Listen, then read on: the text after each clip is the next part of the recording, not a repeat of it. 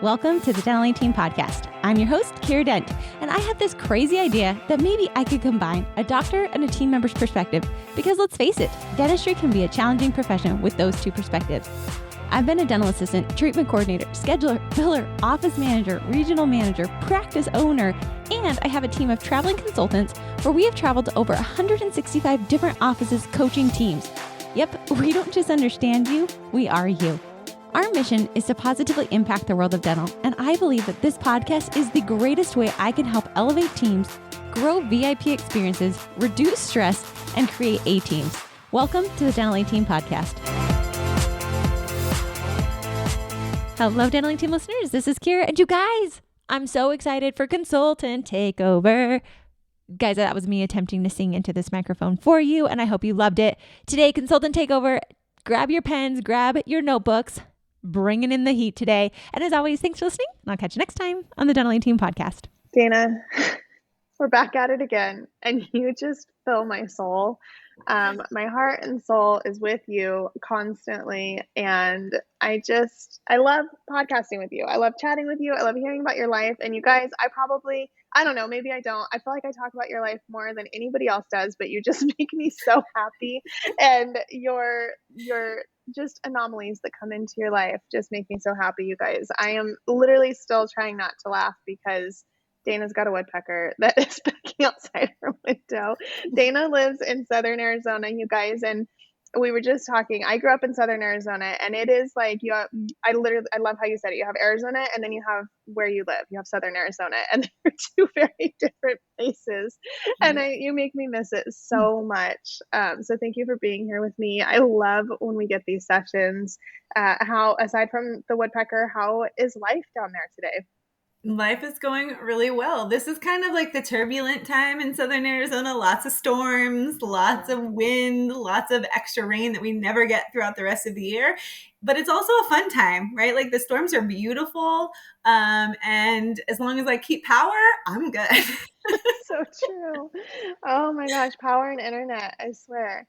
I love it. I do and for anyone who doesn't know, at 3 p.m. almost every single day, a storm rolls through for the monsoon season in Southern Arizona, and everybody in Phoenix is like, we don't have monsoons. I'm like, no, we do. They're just like a couple hours below us. And it's literally every day at about 3 p.m. And you may or may not have power for the rest of the evening. You really never know. So yeah. Dana, my heart is with you, and it's going to be fine. Really, and the kids are going to get home. Yeah, it's been wild this year. I feel like last year we hardly had anything, and it was like the universe was like, we're going to tack 2 into 1 because we forgot to send this to you last year, so we're going to tack extra this year to make up. That's fine. It's fine. So, okay, we're on this operations manual kick because I love it, and like I've said all of the other times, like I love picking your brain on it because you work so closely with this. Now, we work with a lot of clients. We work with a lot of clients in group settings. We work with a lot of clients on one-on-one settings. Both are fantastic. Neither is better than the other. For whatever reason you need for your practice is what works for you guys. So that's how we custom tailor it to our clients. But one thing that I know I work on, and it kind of drives me a little crazy, so I love that you also provide the group setting. Drives me a little crazy when I'm one-on-one with clients building out operations manuals. And I'm like, there's so much more we could be doing, but it is such a foundational piece and so important to the practice. So I totally get it.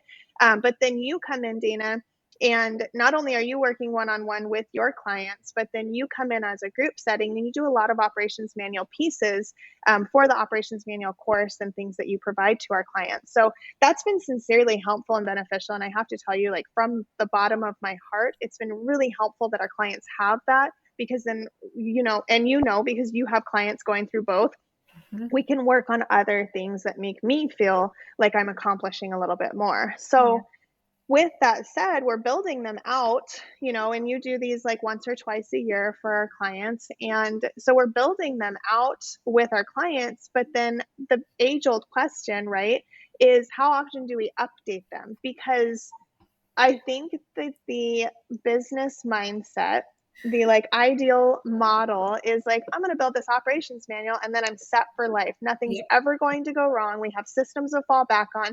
Everybody has something to look at to know how to do something.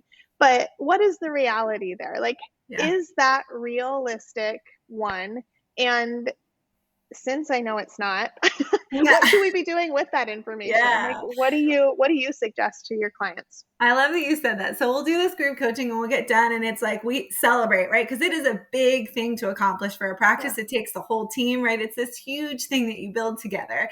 And then it's like, yay, you did it. Never wait, right? This is an ever breathing, living document in a practice. And it isn't something that we're just like, hey, it's here, utilize it, and it's forever, right? Because systems change, things that we outsource change, products that we use change, right? So it is just this living, breathing document in the practice. So I always tell offices, like, recognize that and understand that. And I think one, when you make a big change, right, or you completely change a system, or you completely change, let's say your patient communication software, right? I update it then. Right. But then on top of updating it as those changes happen, doing a complete yearly review of it just to make sure, hey, we haven't missed anything, or maybe we changed something small, right? But we didn't update the protocol because it was just like, we changed the email that it goes to, or we changed where we store the password list, something like that. And maybe we forgot, or we didn't get to updating it at the time. Then it's at least yearly going through the whole thing from start to finish and just making sure that it's completely updated. I love that. And I love that you hit on like update it now. So I think once a year, so your big like December, January, February, whenever you're having your big team meeting is an awesome time to really go back through and say, like, fine tooth comb, what do we have that's working, what's not working? And then we always, flippity floppity, back office does front office things, front office does back office, so we can make sure that it's speaking to everyone. So the easy answer, right, Dana, is once a year. At least once a year, you're updating it. Maybe every 6 months, you're really going through it, making sure that it works. Now, the thing that I love that you pointed out is that we tend to forget that it's there, number one. So we'll change something and then be like, how did you forget that that's what we're doing? Because we never wrote it down for anyone. I think of it, and I know we use this analogy a lot for building out the operations manual in general, is like a cookbook, right? A recipe book. So if you're baking chocolate chip cookies and you decide to change a part of that recipe and the cookies come out better, maybe you add more brown sugar and less flour, and the cookies come out better, your family likes them more, but you never changed the recipe in your cookbook, are you going to remember next time to make those adjustments? Probably not. So you're going to go back and they're going to be like, oh, are these the same cookies that you always make? And you're like, absolutely. It's the same recipe I've been using for 15 years. It is the same recipe you've been using for 15 years, but they liked the one you made last year better and you forgot to change it. Yep. So I think that's huge. Every time you make a change, I remember going back through my operations manual that I had created for my practice right before I left. I was onboarding as a consultant, onboarding with dental A team. I was offboarding with my practice, and I'm like, I got to make sure that they are good, right? That was stressful. I'm like, they've got to be good. And so I'm going through my operations manual that I had created at whatever point with the girls. And I'm like, we don't even use demand force anymore. We haven't used demand force in 5 years. Are you kidding me right now? So I had to go through and update so much because we didn't think about the fact that we had changed outsourced companies, or a dental assistant, right? A temp assistant, like, here, use this operations manual, use these pictures, these photos. And then the doctor's like, where's my desensitizer? And she's like, well, that's not on the photo. That's not in the list. Yeah. Well, and he's like, well, we added it like 6 months ago. You should know.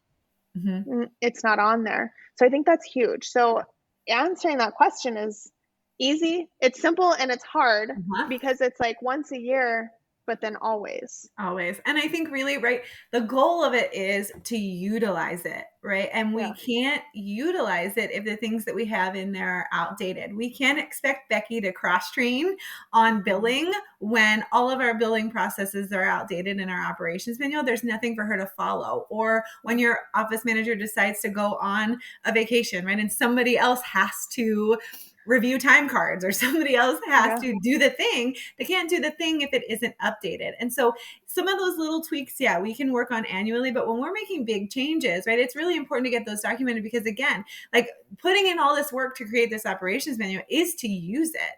And the only way that we can really utilize it effectively is if it has our up-to-date systems in it.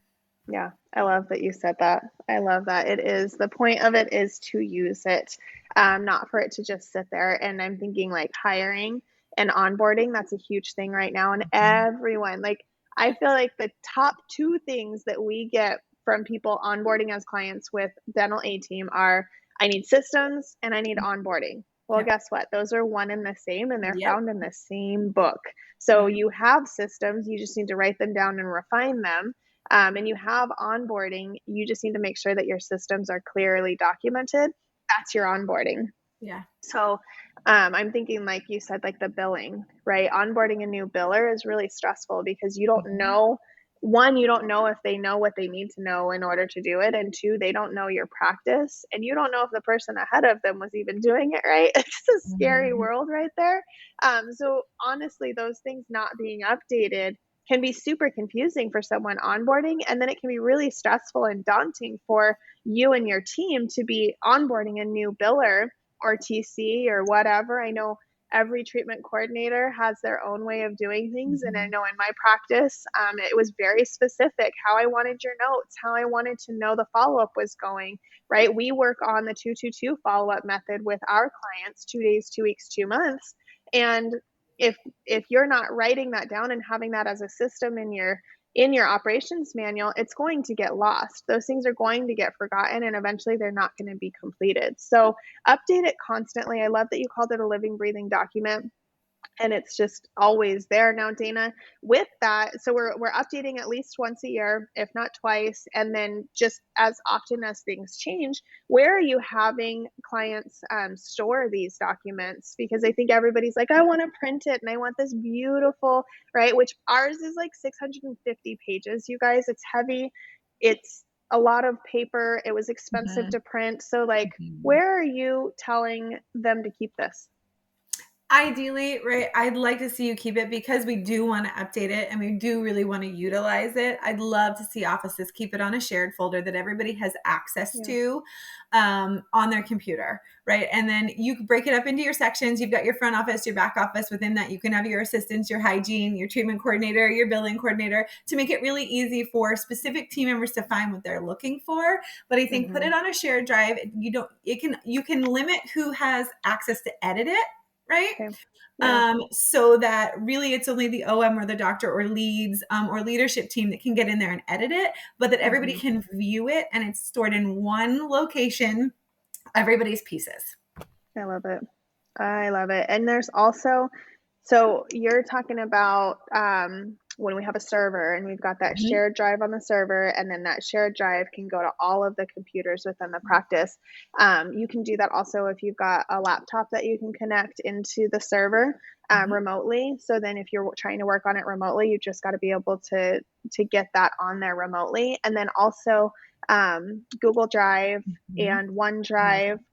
You can Dropbox them, but I don't think you can edit in Dropbox. So you'd have to Dropbox, download, edit, and then re-upload it. But I know a lot of clients are using that.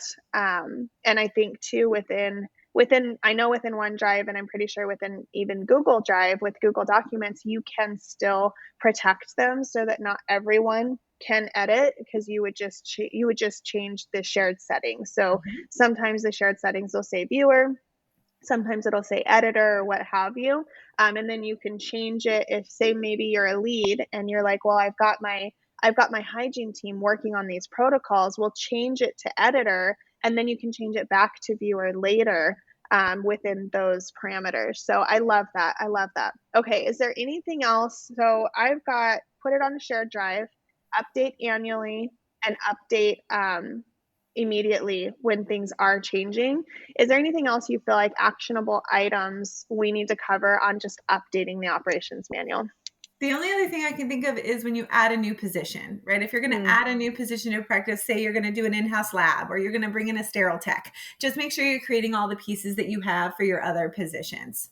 I love that. Good job. Okay, sweet. All right, guys, go do the things. Take your operations manual, what you've got already, put it on a shared drive, update it as you go, and then review it with the full team annually, if not twice a year.